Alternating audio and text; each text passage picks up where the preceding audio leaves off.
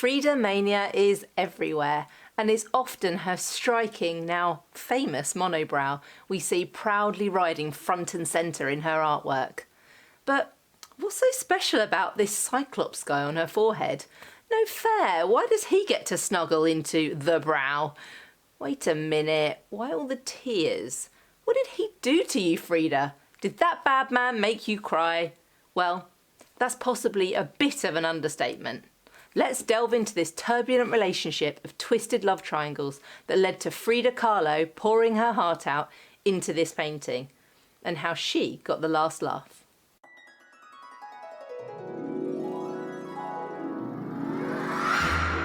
Welcome to Art Tales, where I share the surprising and scandalous stories of how and why artworks were made, one painting at a time.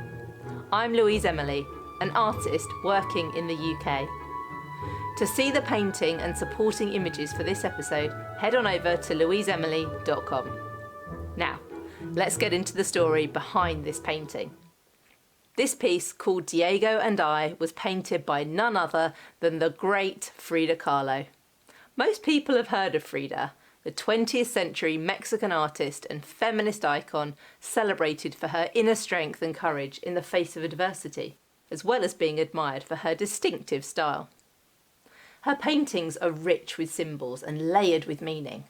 Frida's work is autobiographical, so it's impossible to separate talking about her work and her life if we want to truly understand what she's getting at in this painting. So, who's this Diego guy? That man is none other than world-renowned Mexican maestro Diego Rivera, a prolific artist in his own right, known for his leftist politics, and he was also Frida Kahlo's husband. What, really? Yes, really. This man you see before you, described by people, not by me, by other people as, quote, fantastically fat with a frog-like appearance, unquote. He was the man that Frida Kahlo was obsessed with. But why? Well, as much as it pains me to say, given how he treated her, back in the day he was kind of a big deal. And his work still is. His painting, The Rivals, recently sold for just over $14 million US, his highest realised price to date. He was busy mates with Picasso, would hang out in Montmartre, the famous artist quarter when in Paris, and became one of the most famous people in the world, with an ego to match. This guy had a gargantuan reality distortion field, and would often make up stories that were total BS, talking about his heroic feats in Mexico and saying that he indulged in cannibalism. Yeah, he was a real character. But to counteract this, he could turn on the charm and be generous when he wanted to be. He had a brilliant mind and was generally larger than life. So what could possibly go wrong? And what led to Frida painting Diego and I? Well, let's just say they had a fiery relationship. Diego was a womanizing oaf, and despite being married to Frida, had a long history of getting up close and personal with the models he painted. In 1949, in the lead up to Frida creating this painting, Frida's health was declining rapidly. This was due to the lifelong pain she endured following a horrific bus accident that nearly killed her when she was just 18 years old. So her morphine use was on the up and up. Meanwhile, her beloved Toad, this was her nickname for Diego, is out there living la vida loca, making a shed load of art. He was preparing for a big one-man show, a retrospective looking back at all of his great work, celebrating his career. He was making big calculated moves to cement his legacy. He schmoozed hard with his filmmaking buddies to increase his exposure and, make sure a bit of that stardust rubbed off on him. Ugh, sorry, poor choice of words. His big idea was to make the main attraction a painting of the hot new star of Mexican cinema, Maria Felix. She was the Marilyn Monroe of Mexico and played the femme fatale. She was also good friends with Diego and Frida. So, full on inner circle of those at the Blue House, where Diego, Frida and their posse used to live and hang out in Mexico. It took him, some would say, an excessive number of painting sessions for him to paint Maria. 40 separate modelling sessions to be precise. Yep, 40. Which is a lot for a skilled artist. On top of that, no one was allowed to attend other than the model. Suspicious in itself, given that he usually loved people watching him paint to, marvel at his genius. When the press got wind of the Maria Felix portrait, they went into a frenzy of anticipation. Everyone knew his sexual antics with his models, and they wanted to see how the great Diego Rivera would depict the biggest film star in Mexico. And, let's be honest, everyone wanted to know the goss and was waiting with bated breath to see what it would reveal about their relationship. When Diego finally unveiled Maria's portrait to the press, it caused a national scandal. It showed her in a transparent dress that left little to the imagination as it hugged every curve of her body. Maria's eyes had that glazed over orgasmic expression that Diego liked to paint when he was sleeping with his model. Needless to say, the press went bonkers. Meanwhile, poor Frida was waking up to tabloid stories swirling around about this love triangle and possible divorce. Maria herself was so upset by the painting showing her nude that she refused to let him put it in his exhibition after all. So what do you think Diego did? In true Diego style, he just replaced it with a nude painting of another model he was sleeping with, Peter Amor.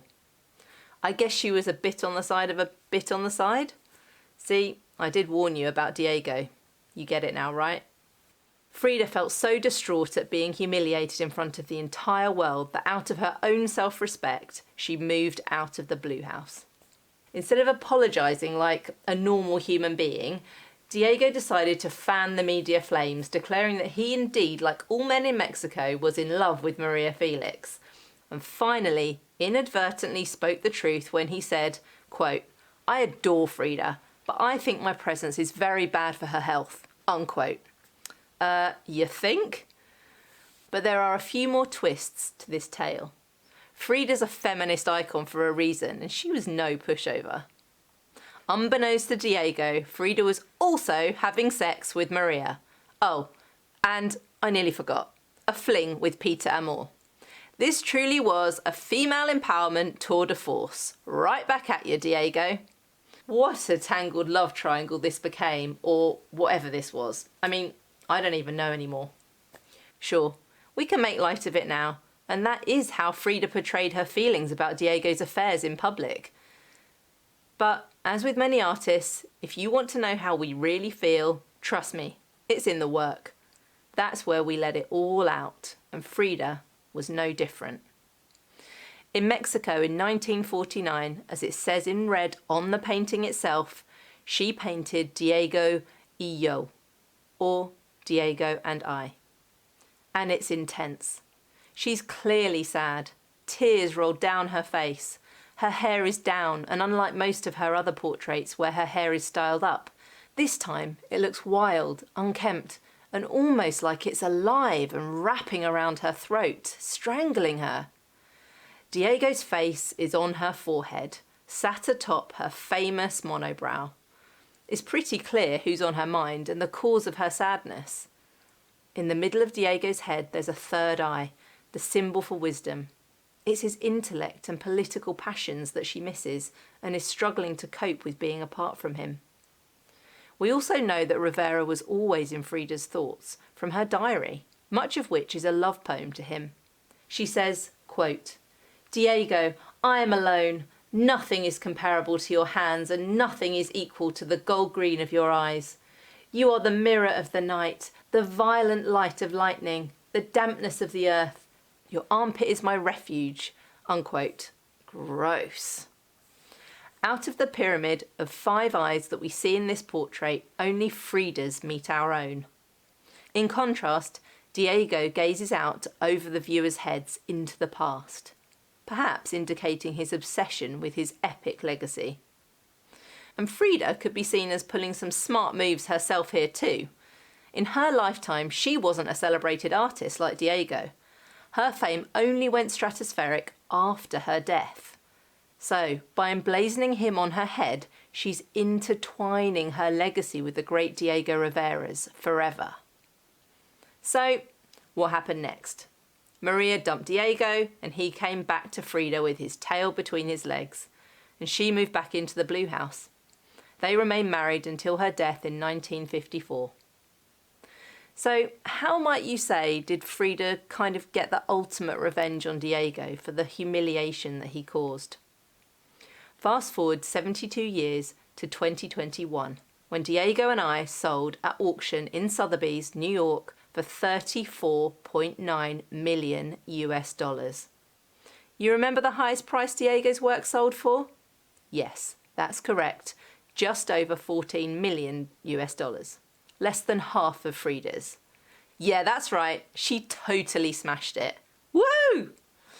If Frida was alive today, I like to think that she'd be wiping away those tears and walking off into the sunset with a great big smile on her face. Maybe with Diego under her armpit this time. If you enjoyed this video and would like me to make more, please show me that I'm not just talking to myself by liking this video and subscribing so you get an alert as soon as the next Art Tales is ready to view. Let me know in the comments below what you think of this painting and if there are any other paintings you'd like me to cover in future.